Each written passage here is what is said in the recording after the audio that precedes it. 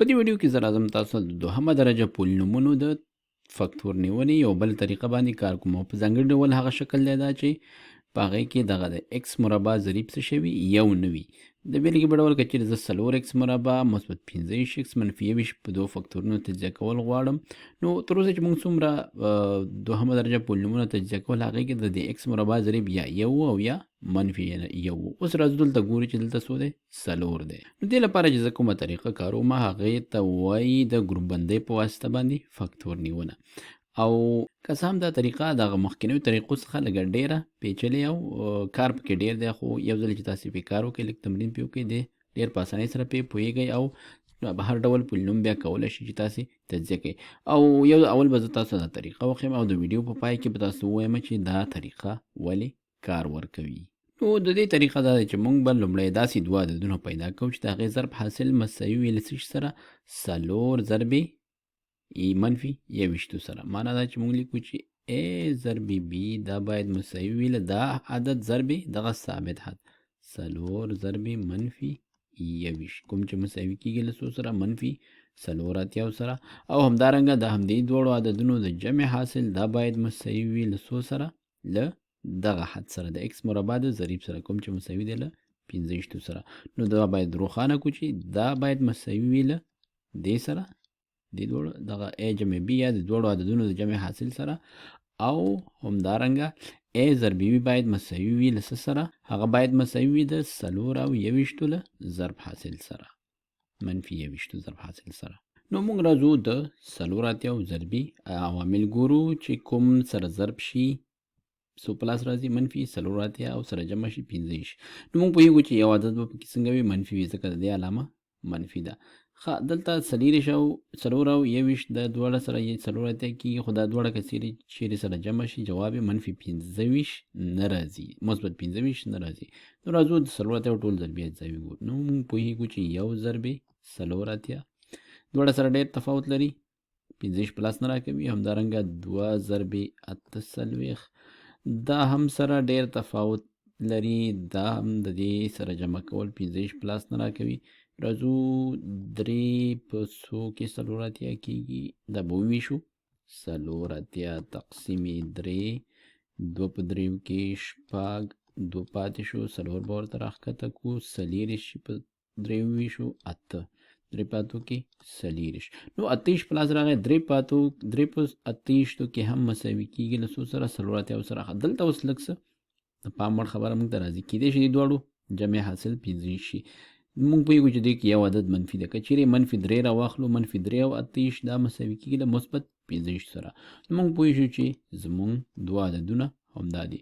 خو اوس دې ځای پورې خو دا کار وشو، له دې وروسته چې موږ کوم کار کوو هغه د مخکې چې کومه طریقه موږ کار کړو هغې سره لږ څه تفاوت لري. نو تاسو باید دلته لږ پام وکړئ، ځکه دلته لږ څه پیچلتیا شته دی، او دا ځکه چې مخکې دلته موږ سره به یا منفي یو او یا مثبت یو، نو کار لږ اسانه و. اوس دلته د یو څخه خلاف عدد دی، نو داسې لږ څه لانجه پکې شته.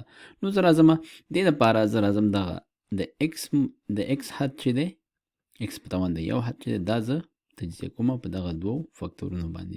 دا زه داسې لیکلی شم چې دې په ځای زه لیکم دا مساوي کېږي 28 اکس او البته مثبت، ځکه دلته 28 مثبت دی، او منفي 3 اکس سره دواړه سره جمع کړو بېرته 15 اکس پلاس راځي، او ورسره خو پوهېږو چې دلته به منفي 21 وي او دې خوا به ورسره 4 اکس مربع وي. نو ښایي اوس تاسو ووایي چې ما په کوم حساب باندې دا 23 اکس مخکې ولیکل او دا 3 اکس شاته ولیکل.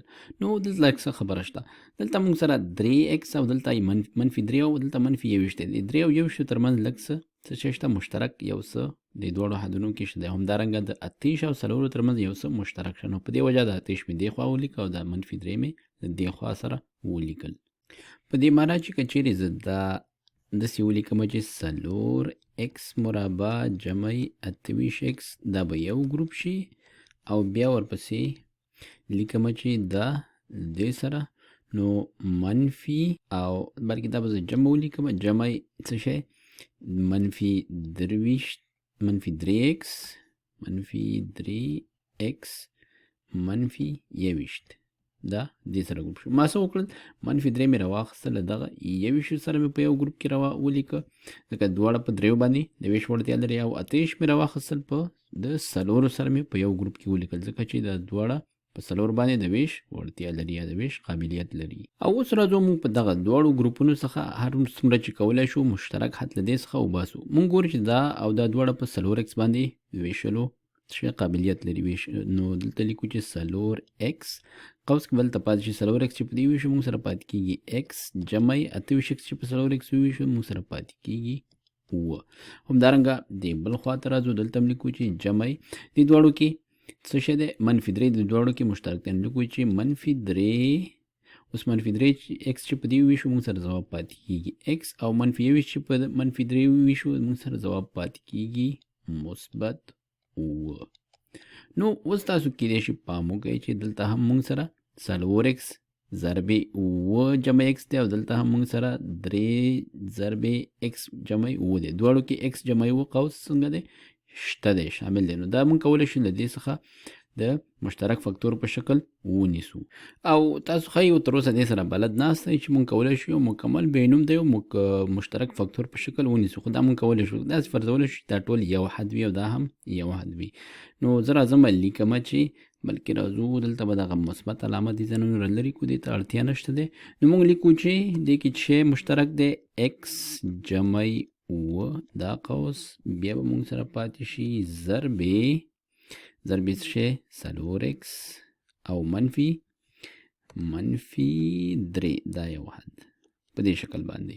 نو په دې شکل سره موږ ته چې کوم دوهمه درجه پولنوم راکړل شو هغه موږ د ګروپ بندۍ طریقې په مرسته په 2 فکتورونو باندې یا په 2 بینومونو باندې تجزیه کړو یا وویشلو. راځو دا ځل لیکو شپږ x مربع جمع 9x جمع 1 دا موږ په 2 فکتورونو تجزیه کوو.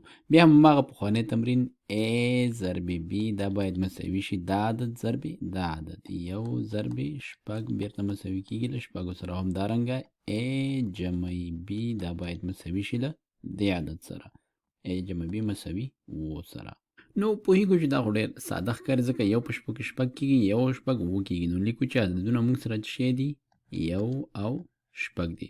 نو زه راځم اوس دغه منځنی حد چې دی دا په 2 ګروپونو باندې ویشم.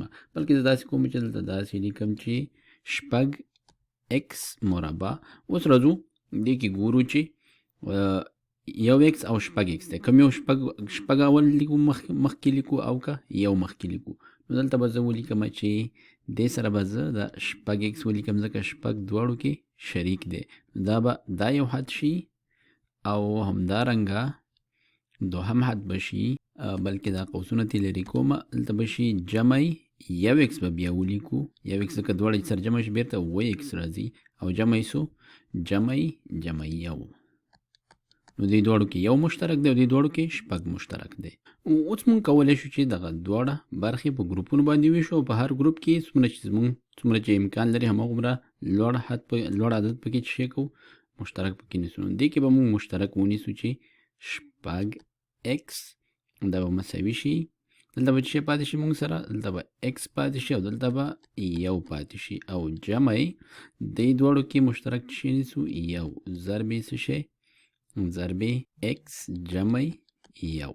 نو اوس موږ ګورو چې دې کې هم x جمع 1 دی دې کې هم x جمع 1 دی. دا موږ کولی شو چې دواړو څخه د مشترک فکتور په شکل ونیسو. نو لیکو چې x جمع 1 او ضرب دلته څه پاتې کېږي دلته پاتې کېږي شپږ x جمع سو جمع 1 دا عدد جمع 1.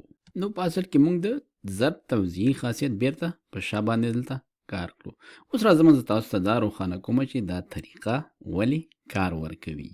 نو دې لپاره زه راځم یو عمومي شکل تاسو ته لیکم چې مثلا که چېرې موږ سره وي چې ax جمع راځم دا a او b دې کې نه کاروم بیخي مختلف تورې دې کې کاروم. زه راځم دلته لیکم چې fx جمع g او ضرب hx جمع j آی پکې نه کارو ځکه وروسته به موږ وایو چې آی مونږ بل څه دپاره کاروو.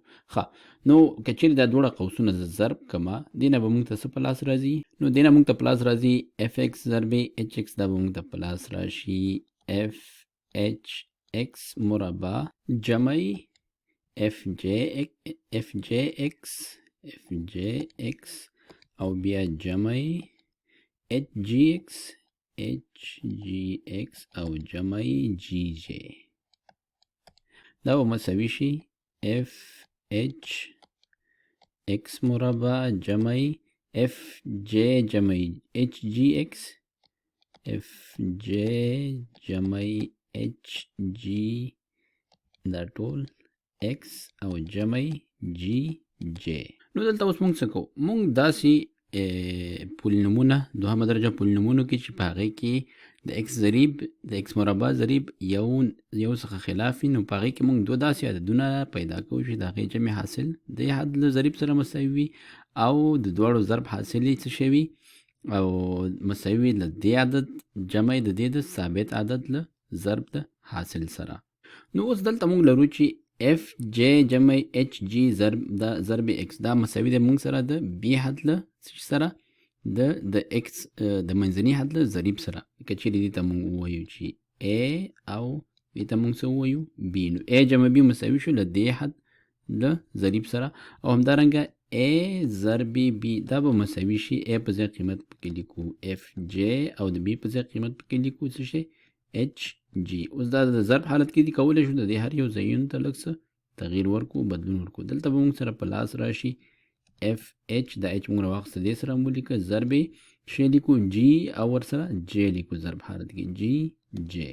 اوس راځو ګورو چې اف ایچ ضرب جی جے دا مساوي کېږي له څه سره؟ نو اف ایچ مونږ سره څه شی دی د اول حد ضریب دی او جی جے مونږ سره د وروستي یا د ثابت حد قیمت دی. نو ومولیدل چې ا جمع بی دا د منځني حد ضریب شو دلته او همدارنګه ا ضرب بی دا د لومړي حد ضرب د سی حد یا د ثابت حد سره مساوي شو. نو ځکه دغه طریقه چې دا مونږ ویلی چې کار ورکوي او دا او په دې طریقه مونږ وکولی شو چې د ا او بی قیمتونه په لاس راوړو او یا وټاکو. اوس راځم پای کې یو بل لنډه خبره پکې ور علاوه کوم د کوم په مرسته چې تاسو وکولی شئ نور هم په اسانۍ سره دغه پولنومونه دوهمه درجه پولنومونه په فکتورونو باندې واړوئ. راځم زه تاسو ته لیکم چې منفي ایکس مکعب مثبت 19 ایکس مربع منفي 70 ایکس. اوس ښایي تاسې وګورئ چې دا شکل خو د پولنوم د دوهمه درجه پولنوم نه دی، نو دا مونږ څنګه تجزیه کولی شو؟ نو دلته که تاسې پام وکړئ دلته په هر یو حد کې مونږ سره ایکس شته دی، نو مونږ کولی شو له دې څخه لومړی دغه ایکس د هر یو نه څنګه واخلو د مشترک فکتور په شکل واخلو، بلکې داسې کوو راځو چې د دې څخه منفي ایکس د مشترک فکتور په شکل اخلو تر څو دغه منفي علامه له دې څخه هم څنګه شي بار وځي. نو راځو لیکو چې منفي ایکس ضرب منفي ایکس مکعب چې په دې ویشو دا مساوي کېږي ایکس مربع 19 ایکس مربع چې په دې ویشو دا مساوي کېږي علامه به منفي شي 19 ایکس او منفي 70 ایکس چې په دې ویشو ځواب پاتې کېږي مثبت 70. اوس تاسو ښایي دا یو څه شي اشنا غوندې شي ښکاره شي ځکه دلته موږ سره اوس د عمومي یا معیاري شکل دوهمه درجه پولینوم دی. اوس موږ صرف څه کوو؟